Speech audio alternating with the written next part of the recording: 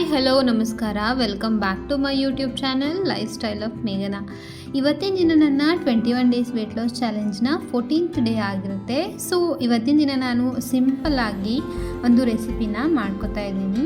ಇದು ಒಂದು upma recipe, vegetable upma recipe ಮಾಡೋದಕ್ಕೆ ನಾನಿಲ್ಲಿ ಒಂದು ಹಾಫ್ ಟೊಮೆಟೊನ ತೊಗೊಂಡಿದ್ದೀನಿ, ಒಂದು ಈರುಳ್ಳಿನ ತೊಗೊಂಡಿದ್ದೀನಿ, ಒಂದು 5 ರಿಂದ 6 ಬೀನ್ಸನ್ನ ತೊಗೊಂಡಿದ್ದೀನಿ, ಒಂದು 4 ಹಸಿಮೆಣಸಿನ್ಕಾಯಿ ತೊಗೊಂಡಿದ್ದೀನಿ, ಮತ್ತು ಒಂದು ಹಾಫ್ ಅಷ್ಟು ಕ್ಯಾರೆಟ್ನ ಕೂಡ ತೊಗೊಂಡಿದ್ದೀನಿ. ಸೊ ಮತ್ತು ಇದಕ್ಕೆ ನಾನಿಲ್ಲಿ ಈ ಕಪ್ನಲ್ಲಿ ಹಾಫ್ ಕಪ್ ಆಗೋಷ್ಟು ರವಾನ ಕೂಡ ತೊಗೊಂಡಿದ್ದೀನಿ.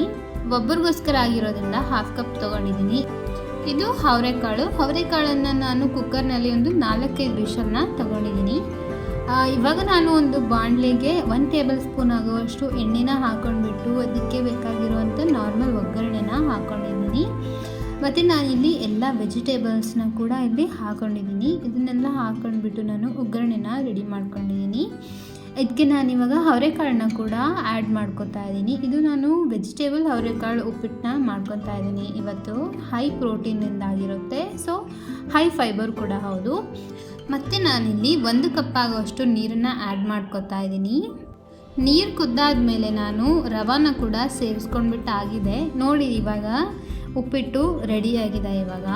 ಸೊ ಇವಾಗ ನಾನು ಇವತ್ತಿನ ಮಧ್ಯಾಹ್ನದ ಊಟಕ್ಕೆ ಸ್ಯಾಲಡ್ ಮತ್ತು ಅವರೆಕಾಳು ವೆಜಿಟೇಬಲ್ ಉಪ್ಪಿಟ್ಟನ್ನು ತೊಗೊಂಡಿದ್ದೀನಿ. ಸೊ ಅದೇ ರೀತಿ ನಾನು ಈ ವಿಡಿಯೋನ ಕೂಡ ಇಲ್ಲೇ ಎಂಡ್ ಮಾಡ್ತಾಯಿದ್ದೀನಿ. Thanks for watching.